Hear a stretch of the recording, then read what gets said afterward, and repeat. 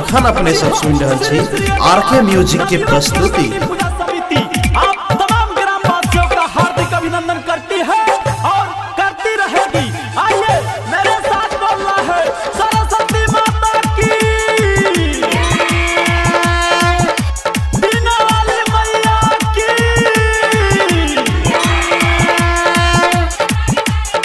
घर से हमारा जिला दरभंगा, कियो ने लेते हमरा से पंगा। जिला दरभंगा, कियो ने लेते हमरा से पंगा। हाय गली गली में धूम मचते। कनी आवाज बढ़ा के, कोई नहीं बचते भसान में सब नचते, कोई नहीं बचते भसान में सब नचते, कोई नहीं बचते भसान में सब नचते, कोई नहीं बचते भसान में सब नचते। पूजा कमेटी से आग्रह है कि ट्रैक्टर को धीरे धीरे आगे बढ़ने दे, क्योंकि पीछे जो है एकदम धमासान धूमधाम डांस चल रहा है।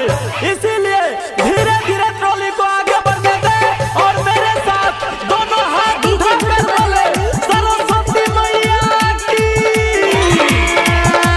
मैथिली गाना बजेबे, डीजे पे कमर हिलेबे, सब कियो कुद कुद अबीर गुलाल उड़ेबे। हाँ मैथिली गाना बजेबे, डीजे पे कमर हिलेबे, सब कियो कुद कुद अबीर गुलाल उड़ेबे। सबसे आगू टोली हम रहते, पुलिस दरोगा प्रशासन की करते। सब सरस्वती मैया के नारा लगावे चलते। ओ डीजे वाला थोड़ा आवाज बढ़ाइए।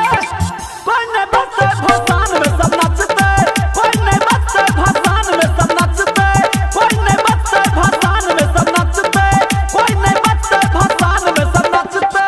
पूजा कमेटी से आग्रह है कि सरस्वती मैया के भसान में भोजपुरी गाना एकदम नहीं बजाना है।